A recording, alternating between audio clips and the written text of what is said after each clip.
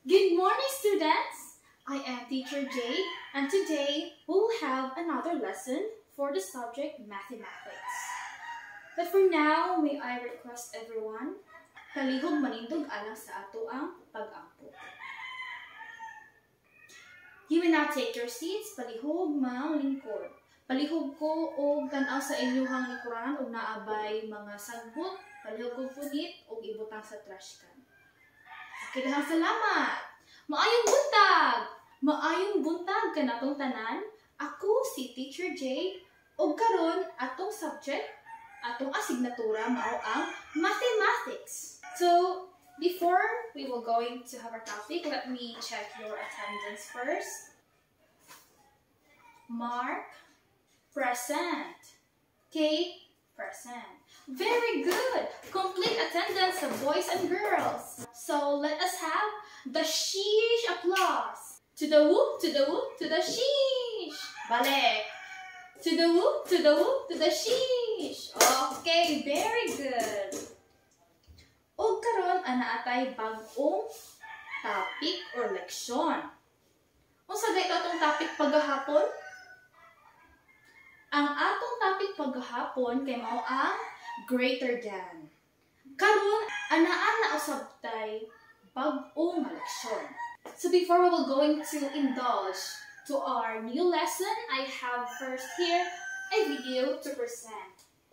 Let the people sign. I was open wide for your side, and they marched down the whole great mess. Okay. So what do you think is the video is all about? Unsa di ana sa video? Correct, na alligator? Yes, na alligator. Unsa may istorya or unsa may gustong ipaabot sa alligator ninyo? That's right. Iyang gi-compare og unsa ang dako o gamay nga mga numero. So, ang atong bag-ong leksyon karong adlaw mao ang less than and greater than. Ang less than gamiton na siya og ang numero mas gamay pa kaysa sa isa ka numero. Ug ang equal asa man ni siya gamiton? Gamiton na siya, yes, very good. Gamiton na siya og pareha ang kantidad sa duha ka numero. So, example, sa diri ang part atong makita nga gamay ra ang mga marbles diri ang part.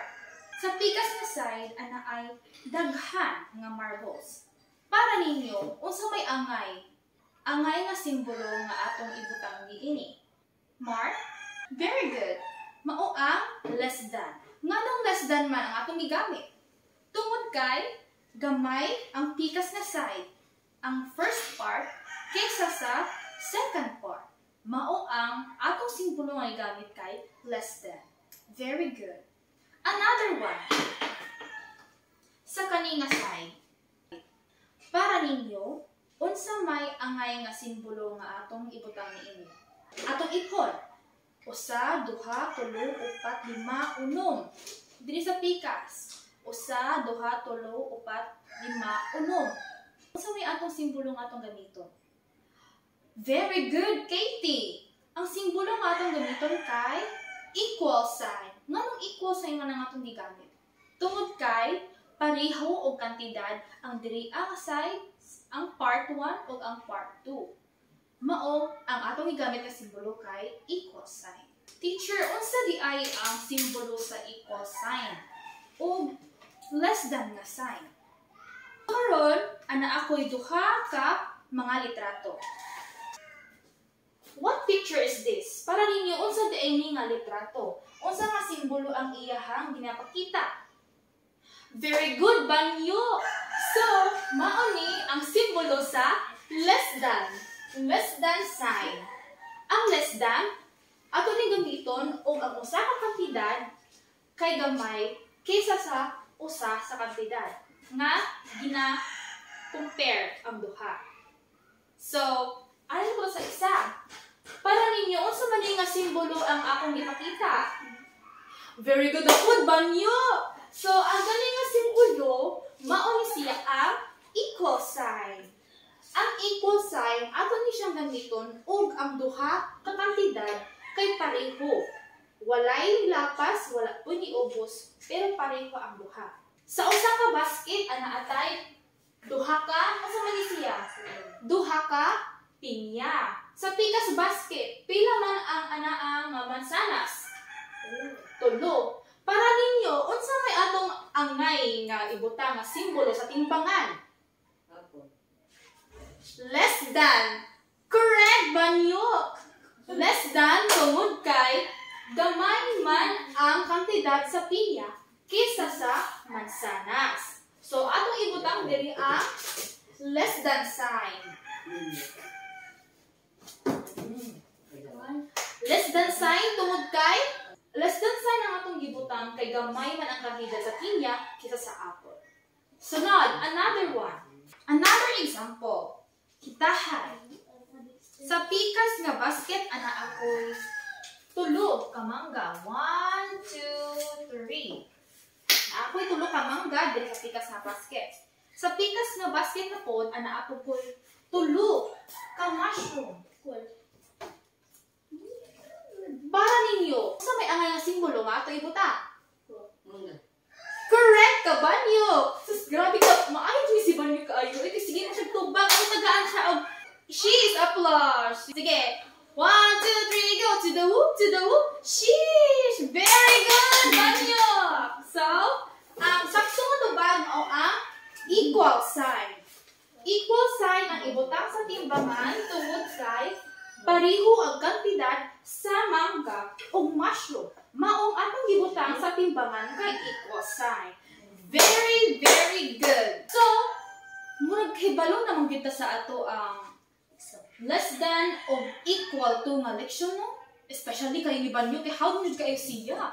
So, atong tan-awon og nakamauba gajud sa ato ang activity. So, our next activity, mao ang pagsukod sa inyuhang hibalan. Bahay sa ato ang new topic. Okay. Directions. Put a check mark if the sequence is correct. Butni og check nga marka ug para ninyo sakto ang simbolo nga gigamit. Pero if dili ni siyang sakto, butani og X nga mark. Sakto? Nakasabot ra ba ang tanan? Okay, balikod ko. Butngan sa blank o check if para ninyo sakto ang simbolo nga igamit. Pero kung dili sakto ang simbolo nga igamit, butni siya og X nga mark. Okay? Okay. Okay, who will answer number 1? Yes, Mark. The answer is? Yes. Wait, check. Do you think it is check? No. Para ni mo ba niyo, check siya or wrong? Check. Wrong. Kaya nga nung wrong man. Very good, Kai. Mali ang simbolo nga gamit. Mas dako ang 18 or 18 kaysa 9. Maong ang dapat na simbolo nga gamiton ni ani kay greater than. So, ang atong ibutang sa blanco sa number 1, kay wrong. So, wrong siya. Ikaduha. Yes, very good. It is check. Ikatulo. Very good, Mark. You're right this time. It is wrong. Because 4 and 4 parehas na kantidad, so dapat kay equal sign. Equal. Next, Katie, yes. Very good. It is check because 11 is less than 16. So, check ang number 4. Number 5, the last number. Check. Yes, Banyo. Check? Do you think it is check? Check. Wrong. It's wrong because 7 and 7 is equal number. So, ang atong gamiton ani sa number 5 kay equal sign. Atong timanaan mga bata nga ang less than nga sign ato ra siyang gamiton og gamay. Gamay ang unang nga number kaysa sa ikaduha. Okay? Equal ang atong gamiton kung pareho ang number or ang ang first number o ang second number. O pareho ang kantidad sa duha ka number. Maunang equal sign ang atong gamiton. So, kay nakamauna man ta. Yes, nakamauna bang tanan? Yes. Oo, nakamauna po si Banyo. Kaya hawag mo gani siya kaayong mo tubag. So, atong tan-aw nakamauna ba jud mo. So, for today's activity, I will group you into 3. Group 1, Group 2, and Group 3. Okay? Ang manaog nga grupo, ana ay prize or reward. So, panikamuti dyan ninyo nga makadaog mo. Kada grupo, ana ay representation. Oh, talikod sa mo una. Unya, ang first na member sa grupo, mo ay mo answer or mo ay mo tubag sa first na pangutanan nako. Sige, talikod sa ang tanan. Okay. Ihap ko katulo, iniingon ako go, usa pa mo atubang. Yang una nga maka-hands up, mao to siya ang tubag. Sige. Okay. Ang inyong buhaton kay ibutang ninyo ang mao nga simbolo. If ang simbolo kay less than, greater than, or equal to. Ang sa ganito ang equal to? Oh, kung ang duha ka kantidad kay pariha. Pariha sila, walay nilapas, walay niubos. Kung ang less than, ang atong ganito na simbolo, mao ni siya if ang usa ka simbolo kay ang usa ka numero kay gamay kaysa sa ikaduha nga numero. Ang greater than sa atong previous nga topic, usa ba ito atong hibaw sa greater than? Yes, very good, Banyo. Grabe din si Banyo. Mao to, ang greater than gamiton nga simbolo kung ang usa ka numero kay mas dako pa sa ikaduha nga numero. Okay. Okay na. O sige, balik na mong talikod. 1, 2, 3, go! Abdi ka, Banyo. Oy, so, group 3 ang nakauna. Para ni mo, Banyo, unsa man ang angay nga simbolo nga atong ibutang niini? Equal ba? Greater than. Very good. Ato ibutang greater than. Nga natuod nga greater than atong gibutang ani? Tungod kay dako ang kantidad sa kinahanglang numero kaysa sa ikaduha nga numero, which is 17 and 13. 17 is greater than 13. Very good. A round of applause. So, sakto ang inyong mga tubag. So, kinsa man di ani ang grupo ang dako scoring? Hala, ang group 3. Ang group ni Banyo. Ato lang taghaan og sheesh, applause. Sige, parang. 1, 2, 3, go. To the whoop, to the whoop, to the sheesh. Sheesh. Okay, very good. So today we are almost at the end of our lesson. So we have tackled about ito ang gi-lection karon? Itong gi-lection karon gani? Yes, it is about less than and equal to. Equal to, less than, or greater than. Okay, very good. So kindly please get your assignment notebook and copy this questions or charts. 2 by 2. Okay. So directions. Directions mao gihapon sa ato ang answer to lessen your to retaliate your knowledge about our lesson for today. So direction, compare the numbers using greater than, less than, or equal to. Okay. So, mo ni siya inyong assignment. Can you please copy? So, nahuman na ba o copy sa assignment? Yes, ma'am. Okay, very good. So, kisa na ganito mga grupo ang nakadaogan niya sa itong duwa? Group 3. 3. Ano ba ka? Ali, mag-group 3 dali. Anaa mo reward gikan kanako. Tungod kay maayo mo nga naminaw sa ato ang election karon. So, dali na mo group 3 dali. Group 3. Dali, come here. So, kung sa leader ka ninyo? Dali. Ito nga. Una ka, dali.